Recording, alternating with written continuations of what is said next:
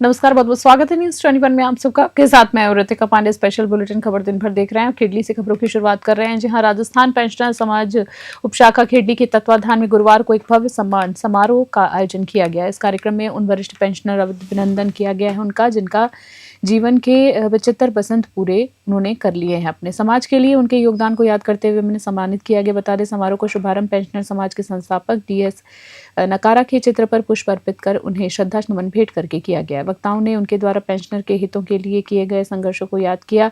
कार्यक्रम की अध्यक्षता सेवानिवृत्त संयुक्त निदेशक और उपशाखा अध्यक्ष योगेंद्र सिंह कुशवाहा ने की, जबकि रामकिशन गुप्ता मुख्य अतिथि के रूप में उपस्थित रहे हैं। इस अवसर पर 75 वर्ष की आयु पूरी करने वाले 15 वरिष्ठ पेंशनरों को सम्मानित किया गया है। अतिथियों द्वारा उन्हें राजस्थानी परंपरा के अनुसार साफा पहनाकर, माला पहनाकर और सम्मान पत्र भेंट करके उनकी दीर्घायु और स्वस्थ जीवन की कामना की गई। समारोह में पेंशनर समाज के मोहन सिंह नरूका, कमलेश शर्मा, महावीर गौतम, राजेंद्र राघव, उमेश जैन, महेश गुप्ता सहित बड़ी संख्या में सेवानिवृत्त कर्मचारी और पेंशनर मौजूद रहे। कार्यक्रम के अंत में सभी ने एकजुट होकर पेंशनर की समस्याओं और उनके समाधान पर चर्चा की। खेडली से अखिलेश शर्मा की रिपोर्ट।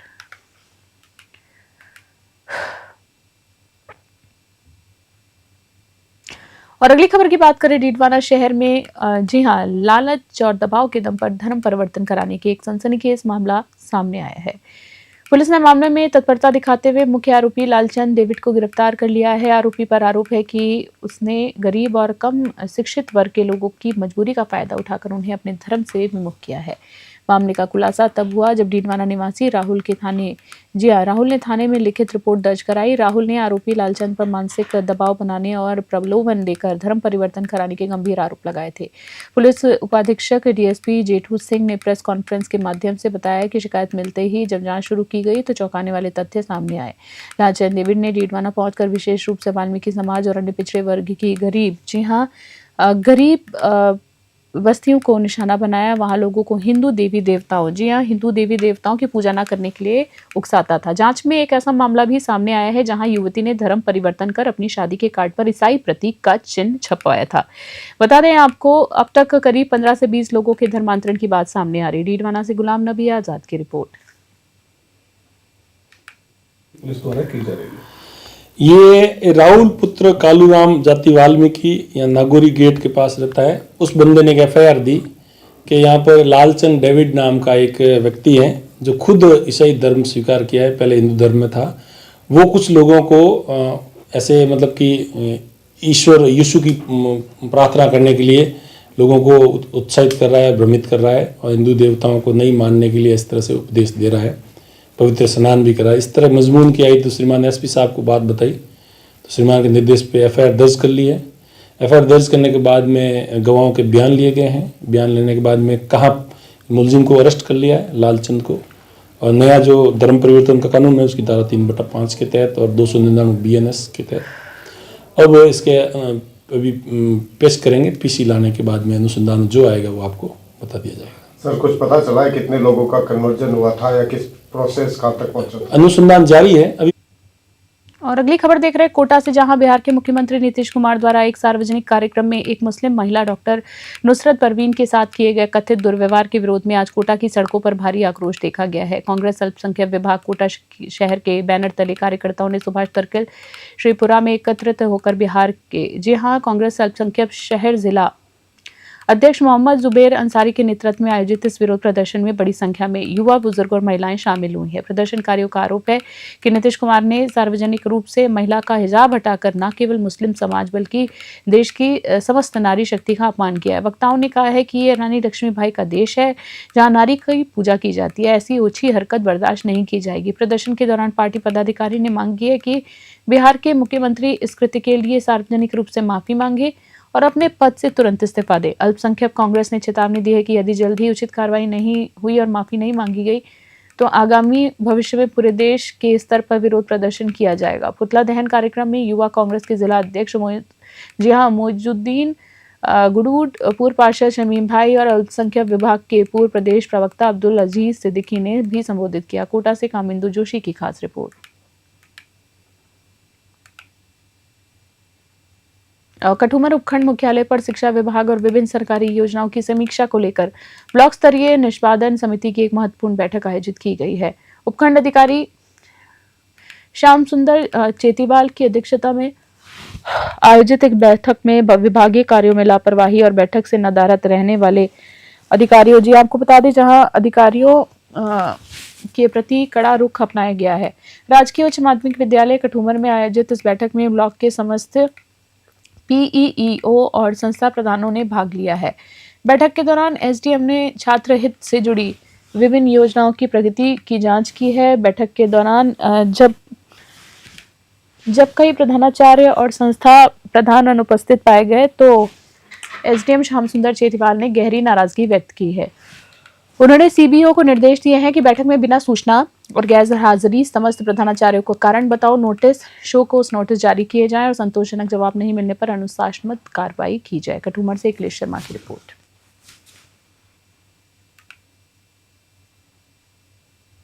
सांप्रदायिक सौहार्द की मिसाल और विश्व प्रसिद्ध सूफी संत हजरत ख्वाजा मोइनुद्दीन हसन चिश्ती की 814वें सालाना उर्स दिवस विधिवत रूप से आगाज 17 दिसंबर को शाम 4:30 बजे हुआ है। साथ ही साथ आपको बता दें, जहां दरगाह शरीफ के ऐतिहासिक बुलंद दरवाजे पर झंडा चढ़ाने की रस्म के साथ ही उर्स की औपचारिक शुरुआत हुई है।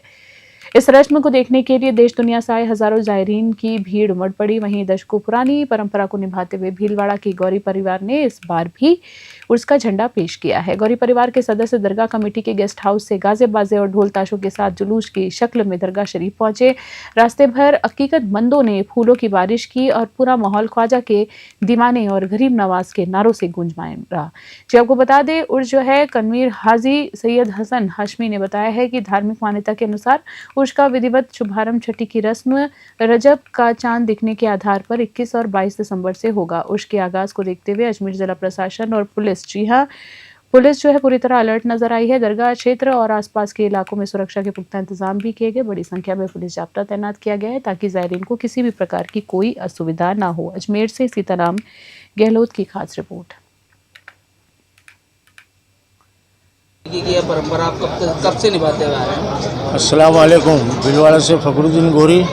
हर साल की तरह इस साल भी 814वें उर्स पर हजरत ख्वाजा मोइनुद्दीन हसन चिश्ती संजरी सुम्मा अजमेरी के दरबार में निशान मुबारक झंडा पेश करने आया हूँ और यह रस्म आज असर की नमाज के बाद सैयद मारूफ अहमद साहब की सदारत में गेस्ट हाउस में हुई और ये जुलूस गली लंगर खाना होते हुए निज़ाम गेट होते हुए बुलंद दरवाजे पे पेश किया गया। और मैं गरीब नवाज के दरबार में यही दुआ करता हूँ कि हमारे देश में, मुल्क में सभी भाई हिंदू मुस्लिम अमन शांति से रहे, भाईचारे से रहे। झंडे की रस्म कब से चलती हुई आ रही है? आप झंडे की रस्म हमारे पीर मुर्शिद सैयद अब्दुल सत्तार बादशाह जान 1928 से शुरू की और उनके बाद मेरे दादा लाल मोहम्मद गोरी ने 1944 से इस रस्म को 1991 तक अदा की। उनके इंतकाल के बाद मेरे वालिद मोइनुद्दीन गोरी ने 2000 तक इस रस्म को अदा की। उनके इंतकाल के बाद ये रस्म मैं अब तक अदा करता हूँ। आपका नाम? फखरुद्दीन गोरी। अस्सलाम वालेकुम। सुल्तानुल हिंद गरीब नवाज की बारगाह में आज जो कि 814वां उर्स है, गरीब नवाज की बारगाह में बड़ी ही शान और शौकत के साथ मनाया जाता है।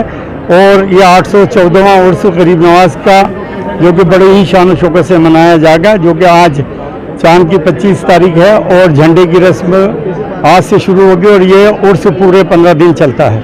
गरीब नवाज के जितने आशिक हैं, जितने चाहने वाले हैं दुनिया के कोने कोने पर, चाहे किसी धर्म से ताल्लुक़ रखते हों, हम गरीब नवाज के उर्स का सबको दावतनामा देते हैं कि गरीब नवाज की बारगाह में सब लोग आएँ और बेखौफ गरीब नवाज की बारगाह में 12 महीने में हर मज़हब व मिल्लत के लोग सरकार की बारगाह में आते हैं और उर्स के अंदर भी हम सबको दावत देते हैं कि गरीब नवाज की बारगाह में आएँ।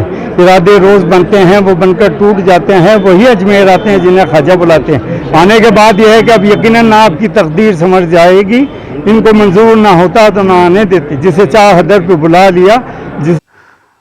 भारत पाक सीमा पर तैनात सीमा सुरक्षा बल न केवल सरहदों की रक्षा कर रही है बल्कि सीमावर्ती ग्रामीणों के कल्याण के लिए भी सदैव तत्पर रहती है। और इसी कड़ी में बीएसएफ की 118वीं वाहन द्वारा गांव 36H नगी स्थित राजकीय उच्च माध्यमिक विद्यालय में सिविक एक्शन प्रोग्राम का भव्य आयोजन किया गया है। कार्यक्रम का औपचारिक उद्घाटन बीएसएफ 118वीं वाहिनी के कमांडेंट राजेश कुमार त्रिपाठी ने फीता काटकर किया है। इस अवसर पर उन्होंने कहा है कि बीएसएफ का उद्देश्य सीमा सुरक्षा के साथ साथ सीमावर्ती क्षेत्रों में रहने वाले नागरिकों के जीवन स्तर को सुधारना और विद्यार्थियों को शिक्षा के प्रति प्रोत्साहन करना भी है। बीएसएफ द्वारा विद्यालय के जरूरतमंद विद्यालयों को शैक्षणिक सहायता प्रदान की गई। कार्यक्रम के दौरान छात्र छात्राओं को पाठ्य पुस्तकें और स्टेशनरी के वितरित भी किए गए। बता दें उनकी पढ़ाई निर्बाध रूप से जारी रह सके, इसलिए साथ ही खेलकूद सामग्री प्रदान की गई है ताकि ग्रामीण प्रतिभाओं को खेल के क्षेत्र में आगे बढ़ने का अवसर मिले। इस दौरान आयोजित निःशुल्क चिकित्सा शिविर मेडिकल कैंप में बीएसएफ के अनुभवी डॉक्टरों की टीम ने अपनी सेवाएं दी हैं। डॉक्टरों ने विद्यार्थियों और ग्रामीणों के स्वास्थ्य का गहन परीक्षण किया है और उन्हें निःशुल्क दवाइयां वितरित की गई। मौसमी बीमारियों से बचाव के लिए स्वास्थ्य संबंधी परामर्श भी दिया गया है। श्रीकरणपुर से अमित धवन की रिपोर्ट। अलवर से खबर देख रहे हैं। अलवर शहर के शिवाजी और अगली खबर देख रहे हैं अलवर से। जी आपको बता दें, अलवर शहर के शिवाजी पार्क थाना क्षेत्र में आज उस समय सनसनी फैल गई जब भाजपा सरकार में पूर्व मंत्री रहे हेम सिंह भडाना के बेटे सुरेंद्र भडाना पर यूथ कांग्रेस के प्रदेश सचिव संदीप ओला के साथ बेरहमी से मारपीट करने का आरोप लगा है। पीड़ित का दावा है कि यह मामला शराब के लिए पैसे न देने पर किया गया है। घायल संदीप ओला ने अस्पताल में मीडिया को बताया कि शुक्रवार सुबह से ही सुरेंद्र भडाना के उसे लगातार फोन आ रहे थे। फोन पर सुरेंद्र कथित रूप से शराब पीने के लिए 1 से 2,000 रुपए की मांग कर रहा था। संदीप ने जब पैसे देने से मना किया तो आरोपी ने उसे अंजाम भुगतने की धमकी दे दी। मारपीट के बाद मौके पर मौजूद परिचितों ने संदीप को तुरंत जिला अस्पताल पहुंचाया, जहां उसका उपचार जारी है। घटना की सूचना मिलते ही शिवाजी पार्क थाना पुलिस अस्पताल पहुंची और पीड़ित के बयान दर्ज किए हैं। पुलिस का कहना है कि मेडिकल रिपोर्ट पर और उसके बयानों के आधार पर प्राथमिकी यानी एफआईआर दर्ज की जा रही है। पुलिस घटनास्थल के पास लगे सीसीटीवी फुटेज भी खंगाल रही ताकि हमलावरों की पहचान की जा सके। अलवर से प्रदीप गोयल की रिपोर्ट। पूरी घटना क्या हुई? ये जी पूर्व मंत्री रहे हैं राजस्थान सरकार में हेम सिंह भडाना, उसका बेटा है सुरेंद्र भडाना। तो वो पिछले काफी दिनों से मेरे पास फोन करता था, भाई 2,000 दे दे, 5,000 दे दे। काफी बार मैंने उसको बड़े घर का लड़का समझ के और अच्छे घर का लड़का समझ के 10-20 हजार रुपए दे दिए। फिर एक दिन उसका फोन आया, 20-1 हजार रुपए उसने मेरे से ऑनलाइन डलवाए, शायद 18,000 रुपए के आसपास। अब पिछले 2-3 दिनों से वो शराब के नशे में 24/7 मेरे पास फोन करता था, जिसके रिकॉर्ड मेरे फोन में है। वो कभी 1000 मांगता था, 2,000, मैंने उसको इग्नोर कर दिया। आज सुबह 10-11 बजे के आसपास उसका दोबारा से मेरे पास फोन आया। फिर उसके बाद कोई सचिन नाम के लड़के से उसने फोन करवाया, भाई मुझे मिलना है कोई मकान के मामले के सिलसिले को लेके। तो वहां सुरेंद्र और ये 20-25 लड़के आ गए। तो वो 2,000 रुपए उसने मांगे। मैंने यार मेरे पास सुरेंद्र अभी है नहीं। और फिर उस मेरी जेब में 500 रुपए थे, वो निकालने लगा। मैंने उसका हाथ पकड़ लिया। इतनी देर में उन्होंने 20-25। अलवर से खबर देख रहे हैं। अलवर के जीआरपी थाना क्षेत्र से एक ऐसी खबर सामने आई है जिसने समाज को सोचने पर मजबूर कर दिया है। बता दें आपको, जहां एक और खून के रिश्तों ने मुंह मोड़ लिया, वहीं दूसरी तरफ परिचितों ने इंसानियत का धर्म निभाते हुए एक लवारिस होने जा रहे शव को सम्मान पूर्वक विदा किया है। मूल रूप से गादुवास निवासी 70 वर्षीय ओम प्रकाश पिछले करीब 30 वर्षों से अलवर शहर के दिल्ली दरवाजा क्षेत्र में रह रहे थे। बीती रात जब वे रेलवे स्टेशन के प्लेटफॉर्म नंबर 2 पर थे, तभी अचानक पैर फिसलने से वो ट्रेन की चपेट में आ गए और गंभीर रूप से घायल हो गए हैं। उन्हें तुरंत जिला अस्पताल पहुंचाया गया है, लेकिन सर और शरीर पर आई गंभीर चोटों के कारण आज सुबह इलाज के दौरान उन्होंने दम तोड़ दिया। दुखद खबर है। मृत्यु के बाद जब जीआरपी पुलिस और परिचितों ने मृतक के परिजनों को सूचना दी, तब उनके जवाब ने उनको स्तब्ध कर दिया। परिजनों ने शव लेने से साफ इनकार करते हुए कहा कि वे ना तो अस्पताल आएंगे और ना ही अंतिम संस्कार की जिम्मेदारी लेंगे। अपनों के इनकार के बाद मृतक के परिचित पंडित बालकृष्ण मिश्रा और अन्य लोग आगे आए। उन्होंने न केवल अस्पताल में रुककर सारी प्रक्रिया पूरी करवाई, बल्कि पुलिस से शव प्राप्त कर बुजुर्ग के अंतिम संस्कार का बीड़ा भी उठाया है। जीआरपी पुलिस ने नियमानुसार पोस्टमार्टम करवाकर शव परिचितों को सुपुर्द कर दिया है। अलवर से प्रदीप गोयल की रिपोर्ट। का नाम क्या है? मृतक का नाम ओम प्रकाश जी गुप्ता है। हंडेलवाल है ये वैसे पीछे से, और गादुवास के रहने वाले हैं। इनसे थोड़ी जानकारी थी, इनके मिलने वालों से, इनके रिलेटिव से बात हुई तो उन्होंने आने के लिए मना कर दिया, तुम्हारे जैसे जैसे कर दो। कितने सालों से रह रहे थे? ये 25-30 साल से रह रहे थे। कहाँ पे रह रहे थे? ये दिल्ली दरवाजा है, पायल ड्राई क्लीनर वालों के इधर उधर रहते थे। कभी कहीं कभी काम करते थे? ये कुछ भी काम नहीं करते थे। कभी उनका छोटा मोटा सामान, कपड़े ले दुकान से घर और घर से। क्या हुई है? ये कोई कहीं से आ रहे थे कि क्या ट्रेन से गिर गए और गिरने के बाद समाचार दिया पुलिस वालों ने, तो हम आके संभाल के भी गए थे। सुबह शाम को भी आए तो बोला एक्सपायर हो गए। कब की घटना है ये कल की घटना है। और सुबह तक क्या स्थिति? बाजी सर ये क्या मामला है? ये कल दिनांक 17 तारीख को गाड़ी से चलती ट्रेन में गिर गया था। गाड़ी से चल रहा था चलती ट्रेन में, तो गाड़ी के पायदानों नीचे आ गए थे, उसे हाथ फ्रैक्चर हो गया। फिर कल भर्ती गया, हमने आग लगा के शाम को फिर ये खत्म हो गया। क्या नाम है, क्या पता है? ओम प्रकाश नाम है, सनोप जगदीश प्रसाद है। यहाँ अजर का खैरतल का रहने वाला था। तो इसके परिजन तो आए नहीं, इसकी शादीशुदा अनमैरिड है ये। इसके भाई थे जिन्होंने मना कर दिया आने से, बोले हमें कोई लेन-देन नहीं, हम नहीं आ सकते। उम्र कितनी है इसकी लगभग? उम्र 75-80 किसको सौंपा है सर? कहाँ से आ रहा था ये? अब ये पता नहीं कहाँ से आ रहा था ये। कौन सी जगह की बात है ये अलवर स्टेशन से। Flat number 1। श्री विजयनगर से खबर देख रहे हैं। सूरतगढ़ मार्ग पर आज एक भीषण सड़क हादसा हो गया है। स्टेट हाईवे 94 पर स्थित 13 जीबी के पास एक अज्ञात तेज रफ्तार वाहन ने मोटरसाइकिल को जोरदार टक्कर मार दी है, जिससे एक व्यक्ति की मौके पर ही मृत्यु हो गई। दुखद खबर है, जहां हादसे के तुरंत बाद राहगीरों ने इसकी सूचना स्थानीय प्रशासन को दी है। सूचना मिलने पर जिसर पुलिस थाना और एम्बुलेंस की टीम तत्काल घटनास्थल पर पहुंची। पुलिस ने शव को अपने कब्जे में लेकर अस्पताल की मोर्चरी में रखाया है। पुलिस मामले की गहनता से जांच कर रही है। श्री विजयनगर से जय किशन की रिपोर्ट।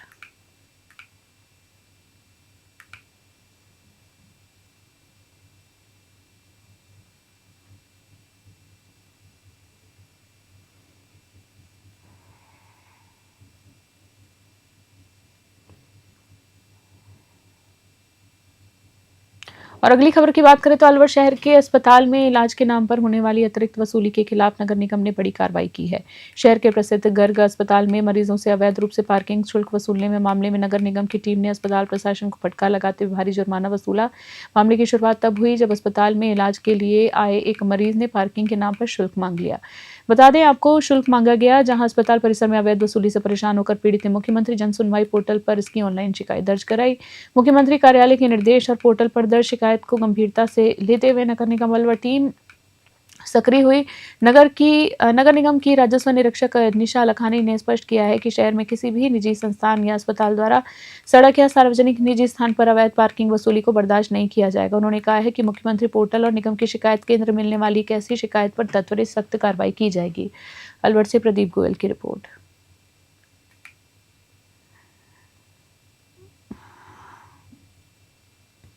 मैडम क्या है मामला आज जो आप हॉस्पिटल पहुंचे? एक्चुअली क्या है, अभी संपर्क पोर्टल पर शिकायत दर्ज थी। किसी मरीज ने डाली थी कि यहाँ पर अवैध पार्किंग चल रही है और उसमें रसीदें काटी जा रही है, जबकि नगर निगम द्वारा यहाँ पर कोई भी पार्किंग शुरू नहीं की गई है। हमने आके चेक करी तो सच में यहाँ रसीदें कट रही थी और हमने रसीद बुक जब्त भी की है।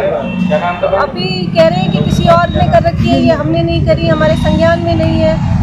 तो क्योंकि किसी भी हॉस्पिटल चलाने के लिए लेआउट प्लान में सबसे पहले पार्किंग दी जाती है कि पार्किंग की व्यवस्था करो, उसके बाद ही आप हॉस्पिटल चलाओ। तो ये अवैध पार्किंग की जा रही है तो की जा रही है, इसी के बारे में हम यहाँ पर कार्रवाई करने के लिए। तो अब आगे आपकी कार्रवाई क्या रहेगी? अभी हम पेनल्टी लगाएंगे और ये बंद करवाएंगे अवैध पार्किंग। अगर और अगली खबर देख रहे हैं, जी हाँ, जहां शिक्षा के क्षेत्र में स्थानीय परिवेश और मातृभाषा के महत्व पर रेखांकित करने के उद्देश्य से समग्र शिक्षा मावली द्वारा एक दिवसीय गैर आवासीय शिक्षक प्रशिक्षण आयोजन किया गया है।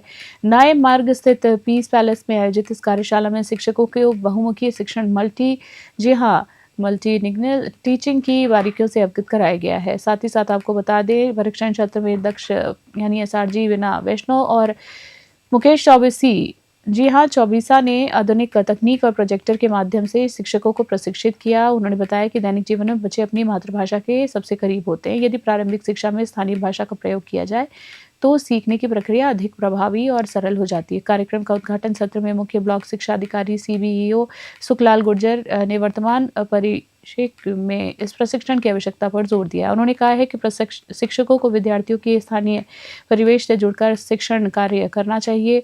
प्रशिक्षण के दौरान सहभागी शिक्षकों को शिक्षण कार्य में सुगमता के लिए पेन, डायरी और सहायक शिक्षण सामग्री TLM का सेट वितरित किया गया। मावली से मनीष दादिश की रिपोर्ट।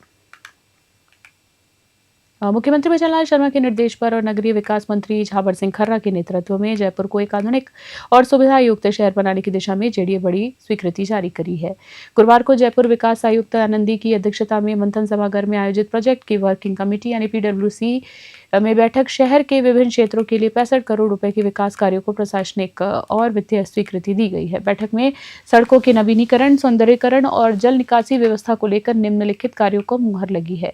इस बैठक में चुमू स्थित प्रसिद्ध वीर हनुमान जी मंदिर सामोदा के आसपास के क्षेत्रों को विकसित करने के लिए 9.14 करोड़ रुपए का प्रावधान किया गया है, जिससे वहां आने वाले श्रद्धालुओं को बेहतर सुविधाएं मिल सकेंगी। इसके साथ ही पीएचईडी द्वारा पाइपलाइन डालने के दौरान क्षतिग्रस्त हुई सड़कों के सुधार को प्राथमिकता दी गई है, ताकि आमजन को आवागमन में कोई परेशानी न हो। शहर के व्यवस्था इलाकों में शामिल मानसरोवर कॉलोनी रोड जंक्शन के लिए 8 करोड़ से अधिक का बजट स्वीकृत किया गया है। इसके तहत जंक्शन का सौंदर्यीकरण कर वहां के ट्रैफिक दबाव को कम करने और उसे आकर्षक बनाने का कार्य किया जाएगा। जयपुर से ब्यूरो रिपोर्ट। राज्य सरकार की जीरो टॉलरेंस नीति भीलवाड़ा जिले के बडलियाबाज थाना क्षेत्र में बजरी माफियाओं के सामने नतमस्तक नजर आई है।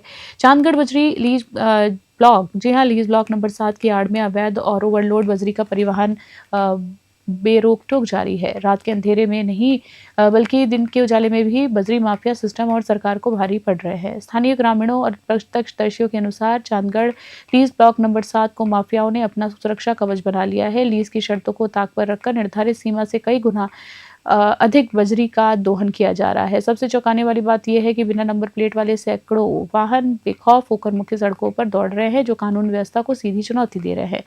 ओवरलोड वाहनों के कारण ग्रामीण सड़कें न केवल समय से पहले टूट रही हैं, बल्कि आए दिन हादसों का डर भी बना रहता है। रात होते ही माफियाओं के हौसले इतने बुलंद हो जाते हैं कि आम राहगीरों को सड़कों पर निकलना भी दुर्भर हो जाता है। ग्रामीणों का कहना है कि प्रशासन और पुलिस की उदासीनता के कारण बजरी माफियाओं का एक मजबूत गठजोड़ तैयार हो गया है, जिसे तोड़ना अब स्थानीय पुलिस के बस की बात नहीं लग रही है। चांदगढ़ से रामलाल जाट की रिपोर्ट। मेवाड़ के आस्था के प्रमुख केंद्र शनि धाम श्री शनि महाराज आली में श्रद्धालुओं की अटूट श्रद्धा और अद्भुत स्वरूप देखने को मिला है। मासिक परंपरा के अनुसार अमावस्या से पूर्व चतुर्दशी को खोले गए भंडार दान पत्र में लाखों रुपए की भेंट राशि प्राप्त की गई है। तीर्थस्थल प्रबंध कार्यकारिणी कमेटी के अनुसार नोटों की गिनती पूरी हो चुकी है, जिसमें कुल 14,65,000 जी हां 865 रुपए की राशि प्राप्त हुई है। कमेटी ने बताया है कि अभी सिक्कों की गिनती शेष है, जिसे पूरा करने के बाद कुल भेंट राशि में बड़ा इजाफा होने की पूरी संभावना है। भंडारा खुलने पर गिनती की यह प्रक्रिया तीर्थ स्थल प्रबंध कार्यकारिणी कमेटी के अध्यक्ष, उपाध्यक्ष, मंत्री कोषाध्यक्ष सहित अन्य सदस्यों और मंदिर कर्मचारियों को मौजूदगी में अत्यंत पारदर्शिता के साथ संपन्न हुई है। शनिधाम वाली के प्रति भक्तों का विश्वास निरंतर बढ़ रहा है। यहाँ आने वाले श्रद्धालुओं का मानना है कि शनिदेव के दर पर जो भी सच्ची श्रद्धा लेकर आता है, उसकी मनोकामना अवश्य पूर्ण होती है। इस आस्था के चलते मंदिर में भंडार में भेंट राशि का ग्राहक दर महीने बढ़ता जा रहा है। कपासन से ब्यूरो रिपोर्ट।